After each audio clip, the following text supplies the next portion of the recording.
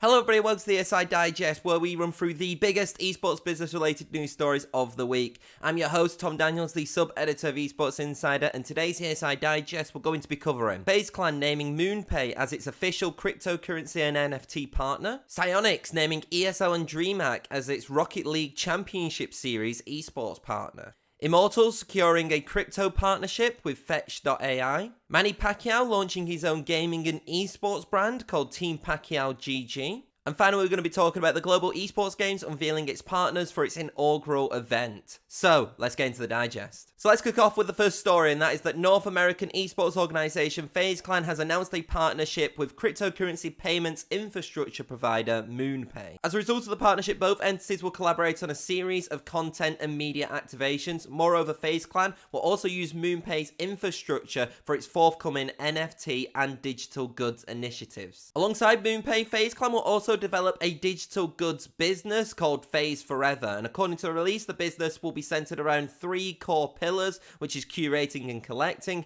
creating and collaborating, and also spotlighting and elevating. The release also states that FaZe Clan will use MoonPay's expertise in crypto, NFTs, and security to help educate the community and share its knowledge on how to navigate the digital world and the complexities around it. This is the first time that FaZe Clan has actually partnered with a cryptocurrency company, and it follows along the lines of many other esports brands doing the same. This includes Fnatic, TSM, Astralis, Navi, Ninjas in Pajamas, Team Liquid, among many others. Personally, I think FaZe Clan joining up with a crypto partner makes sense. A lot of esports organizations are currently doing it. However, it's really interesting to kind of see FaZe Clan actually go along the digital goods route instead of the traditional kind of NFT partnerships.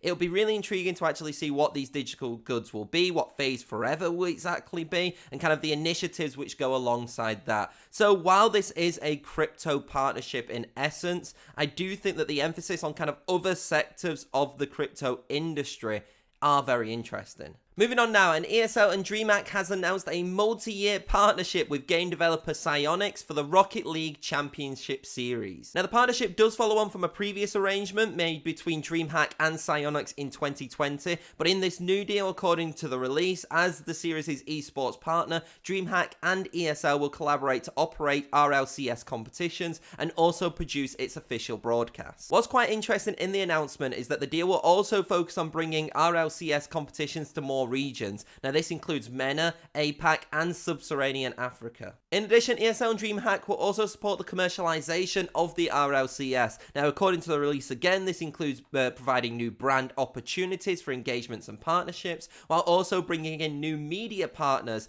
to expand the RLCS's reach. Overall, given DreamHack and Psyonix's partnership in 2020, I think renewing it and actually expanding it even further, bringing in ESL, for example, really makes sense. I think obviously with DreamHack and ESL under the same umbrella, I think this is actually a natural progression of the partnership, and it really does highlight, in my opinion, the growth of Rocket League, not just from a partnership standpoint. Obviously, we've seen a lot of automobile brands go into Rocket League, but also from an esports reach standpoint and a viewership standpoint and kind of an ecosystem update as well. Having these two kind of major tournament organizers helping Psyonix through its RLCS season in the future and right now as well with its LAN event, I think it's going to be really, really big for the scene, and it'd be really interesting to keep an eye on Rocket League in the near future, especially as it comes into 2022 and we're starting to get more lands back. Our third story of the ESI Digest sees us go back to cryptocurrency, and North American esports organization Immortals has announced a partnership with artificial intelligence firm Fetch.ai. As part of the year-long agreement, both entities will collaborate on an influencer campaign called Team Fetch.ai. The influencer team will consist of Immortals' Wild Rift player Gosu Hoon, Valorant content creator Sheila Weidman, as well as Queen's Gaming Collective streamers and content creators Ava GG and Demisucks. These members will serve as brand ambassadors for Fetch.ai and will take part in a number of activations to drive engagement. Some of the planned activations include streams in which viewers will win merchandise and NFTs, as well as custom branded Twitch streams and jerseys. Following a similar vein as what FaZe Clan have done, I think it's really interesting to see an esports organization not only secure a crypto partnership, but activate it in a different way. And Immortals is certainly looking at more of the streamer and influencer route when it comes to kind of integrating cryptocurrency and integrating a crypto cryptocurrency brand into its portfolio. I think it'd be very interesting to see how this kind of balances out compared to what we see from traditional esports cryptocurrency partnerships, but I do think that overall, in terms of driving engagement, providing fans with extra initiatives, obviously some of the giveaways that they've come with as well, I think that's actually a really smart way of introducing a brand. So it'd be really interesting to see if it kind of works the same way in introducing a cryptocurrency firm as well. Our penultimate story of the ESI Digest sees former world champion boxer Manny Pacquiao announce that he's entering into the esports industry by unveiling a new gaming and esports brand called Team Pacquiao GG. Now obviously Pacquiao isn't doing this alone, and Team Pacquiao GG is actually a joint venture between himself and UK-based Veloz Group. Now they are the owners of esports brand Veloz Esports, along with an Extreme E team and also Quadrant, which is another joint venture between themselves and Lando Norris. However, unlike Veloz's previous ventures, this is actually their first expansion outside of the UK. Team Pacquiao GG has also announced 4 founding content creators who will have multi-hyphenate roles within the company.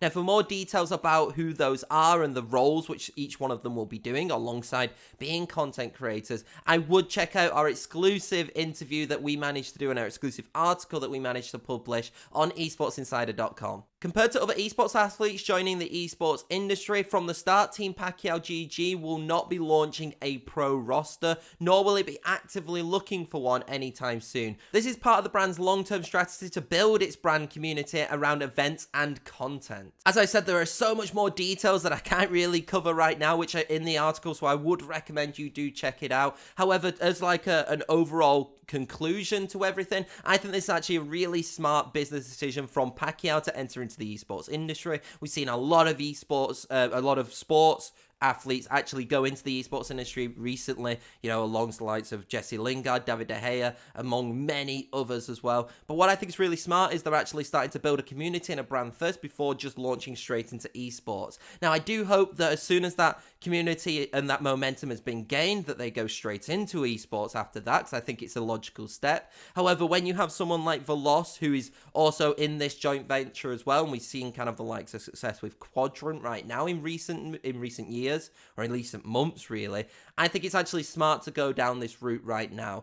Our final story of the ESI Digest sees the Global Esports Games, a multi-title esports competition hosted by the Global Esports Federation, unveil its first set of partners for its inaugural event. Some of the partners which have been mentioned include Singapore Airlines, Samsung, MyRepublic, TikTok, and Razer, all of which will support the event taking place on December 18th to 19th. For those who are unaware, the Global Esports Games will feature 3 titles, that being Dota 2, Street Fighter 5, and eFootball 2022, which was the rebranded Pro Evolution Soccer, with more than 40 countries expected to compete in the event. The Global Esports Games, which will be held at the Resorts World Sentosa in Singapore, will be shown in a range of platforms, including its media partner, Gosu Gamers, alongside Twitch and Facebook. Now, there isn't much more to say about this story, but in context, I think having this list of partners for an inaugural event is a really good sign. I think the likes of Samsung and Razer in particular for me are not just esports brands and well-known esports